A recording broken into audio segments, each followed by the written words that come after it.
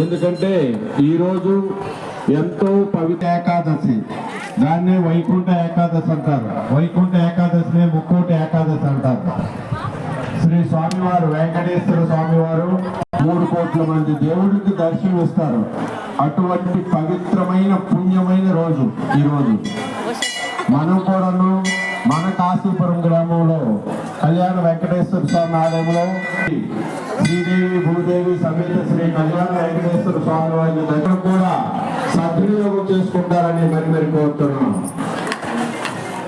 గ్రామస్తులు మరియు చుట్టుపక్కల గ్రామస్తులు అందరూ కూడా ఆహ్వానితులే.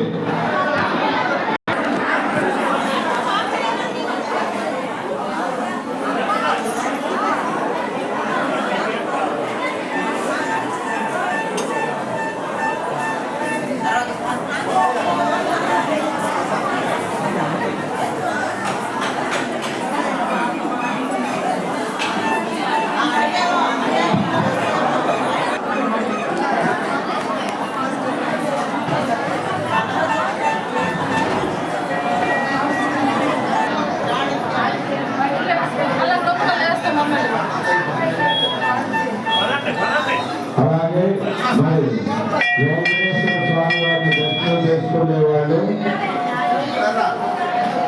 వెంకటేశ్వర స్వామి టెంపుల్ వెనుక భాగంలోనే మన పాలపాలెం